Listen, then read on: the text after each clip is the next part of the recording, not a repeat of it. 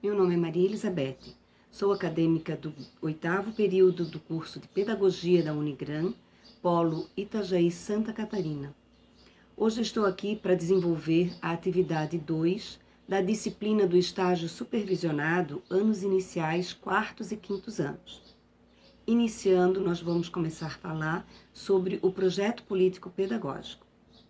O projeto político pedagógico é um instrumento de grande importância para a escola, sendo que nele encontram-se os rumos, decisões, projetos que se pretende em relação ao planejamento pedagógico e a tudo o que acontece dentro do espaço escolar.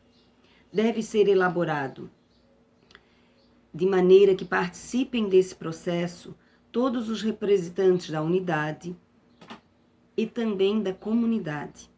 Como já foi falado, ele é um documento norteador do ensino que define a identidade da escola, indicando os caminhos para as tomadas de decisões nessa unidade, visando sempre o melhor para que a educação aconteça.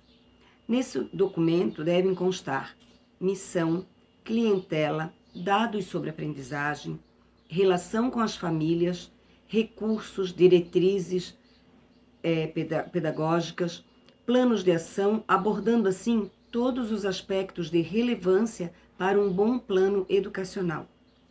Infelizmente, é comum que esse projeto acabe sendo um documento de gaveta, pouco usado na rotina como deveria ser, desprezando assim uma ferramenta valiosa para que ocorra uma gestão democrática, considerando que, participando da elaboração, tendo conhecimento do teor desse projeto, a equipe e a comunidade assumam a responsabilidade sobre tudo o que ali foi acordado. Então, o projeto político-pedagógico, na verdade, como já foi falado ali, é um documento que ele possibilita a gestão democrática ocorrer dentro das unidades escolares. Infelizmente, não é sempre usado e ele é muito visto como apenas uma forma que é exigido pelas secretarias de educação e assim vai sendo apenas reformado e mandado daquele jeito e guardado até que no ano seguinte seja novamente, ou na época em que tenha que ser novamente elaborado, ele seja exigido. É uma pena. Ali constam tudo o que pode e que não pode acontecer dentro da educação naquela unidade. Então, para que aconteça a educação, é um projeto, é um documento extremamente de grande importância, de extrema importância para as unidades escolares. Bom, continuando, nós vamos falar sobre os pilares da educação. Segundo Delors, os 4 pilares da educação para o século XXI são aprender a conhecer, desenvolver as competências necessárias para a aquisição do conhecimento como atenção, a pesquisa, o exercício da memória, concentração e o pensamento. Aprender a fazer, saber colocar em prática o que aprendeu na teoria e o que valida o conhecimento para o desempenho profissional quando esse finalmente será testado. Aprender a viver em conjunto, desenvolver a empatia, a tolerância, o respeito pelo outro, reconhecer as interdependências, saber trabalhar em grupo, dividindo funções. Aprender a ser, desenvolver seu senso de responsabilidade, autonomia, de personalidade pessoal e estética.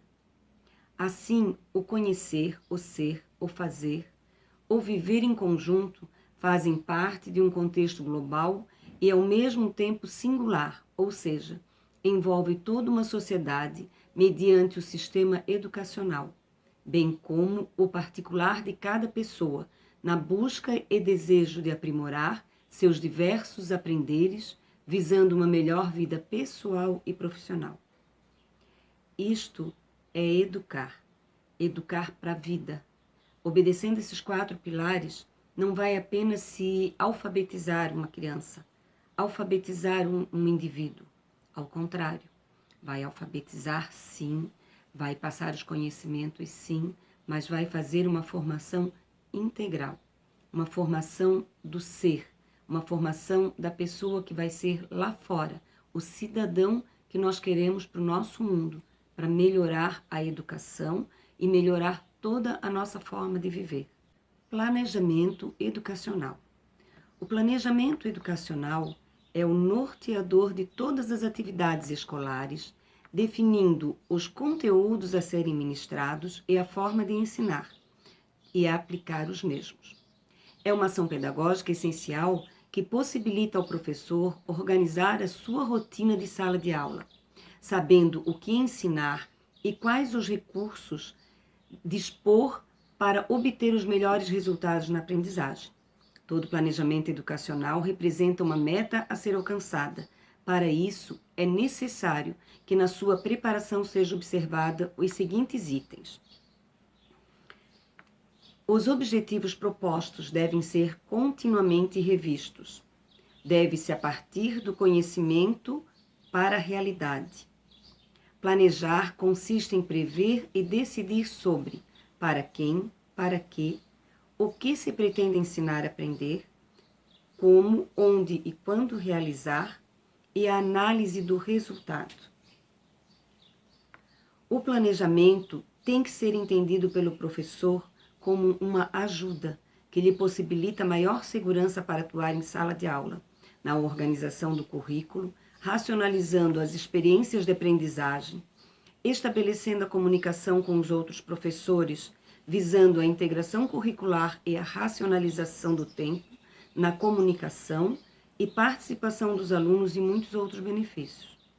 Pensar nesse instrumento como um fardo ou uma tarefa estressante é contribuir para a estagnação da nossa educação, ou seja, ensinar sempre tudo igual, sem inovar de qualquer maneira. O que importa é passar o conteúdo. Planejar, como em tudo na nossa vida, é imprescindível. Não se pode entrar numa sala de aula simplesmente com a cara e com a coragem, sem saber o que vai fazer. O planejamento é muito importante.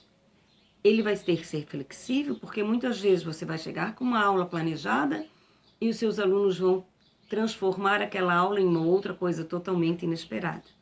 Tem que estar pronto sempre para essas coisas, para essas alternativas que você vai usar. Mas é muito importante, o planejamento ele deve ser encarado sempre como uma ajuda e não como uma coisa estressante que eu preciso fazer para apresentar. Não, você precisa fazer para você se beneficiar. Continuando, como se dá a aprendizagem e o que é fundamental levarmos em consideração para que de fato ela aconteça na vida escolar da criança. A aprendizagem de uma criança inicia desde os primeiros dias de vida, passando as várias fases do seu desenvolvimento, de acordo com os estímulos que ela recebe, ambiente em que vive, já vai acontecendo o seu despertar para o aprender. No ambiente escolar, no entanto, é que as suas competências serão possibilitadas através das estratégias pedagógicas desenvolvidas por seus professores. Daí a grande responsabilidade do professor diante da vida escolar de um aluno, desde a educação infantil até toda a sua trajetória escolar. Quando o professor assume uma postura que valoriza o aluno na sua trajetória de vida, ele poderá assumir uma prática que flexibiliza os objetivos, os conteúdos, as diferentes formas de ensinar e avaliar. Enfim, quando percebe que a aprendizagem é singular para cada indivíduo e isso permeia a sua prática, ele constrói a possibilidade de proporcionar uma aprendizagem significativa com a criança. A aprendizagem é um processo gradativo que se dá individual e coletivamente.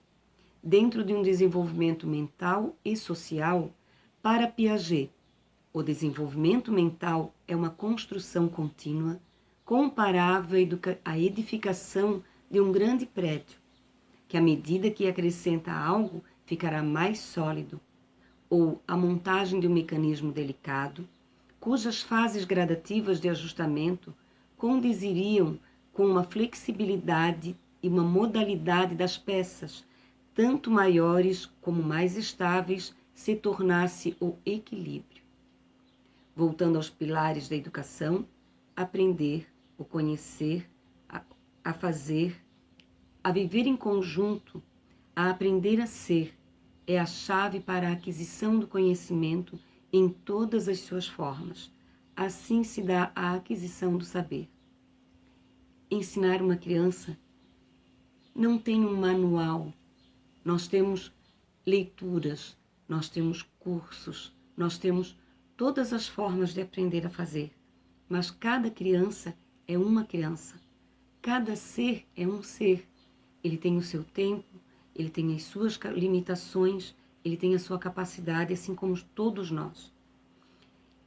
Saber entender, conhecer uma criança, olhar para cada qual individualmente e entender o que aquela criança precisa, o que ela necessita, já vai ser o caminho para ela conseguir aprender.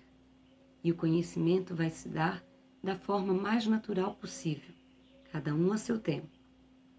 Eu acho que tudo que foi exposto aqui é o que o futuro pedagogo necessita saber.